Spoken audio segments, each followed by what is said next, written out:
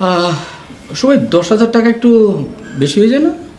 তো বেশি হয়ে গেলে আপনার চলে যান, আপনার কি জোর করে অনেক আটকে রেখেছেন। এই বাসা ভাড়া নেওয়ার লাই মিনিমাম 20 জন লোক লাইন ধরে দাঁড়ায় গেছে। হ্যালো, হ্যাঁ তুই গেছস? তোর না কইলে কি তা কয় বাড়িত নাই, কই আছে? কবরে আছে? কবর থেকে উড়া লইয়া আমার টিহা, আমার 10 লাখ টাকা বিজনেসের টিহা ও খাইলবো। এরা তো বড় কলজা হয়ে গেছে, ওর বাপ নাই মা নাই বড়। হ্যাঁ ওরা কি করে? ওরা নাই, ওরা এলো ধরে লইয়া।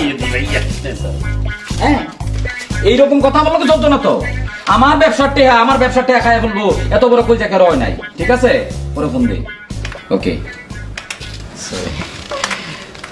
কাবিল ভাই কি যেন বলছিলেন, আমি আসলে মিস করেছি। বলছিলাম ভাইয়া ওই যে 20 জন যারা লাইন ধরে রাখছে, জি, তারা কিন্তু আমরাই কিন্তু আপনাদের প্রাধান্যটা দিছি ভাইয়া। তাহলে 10,000 টাকা করলে তো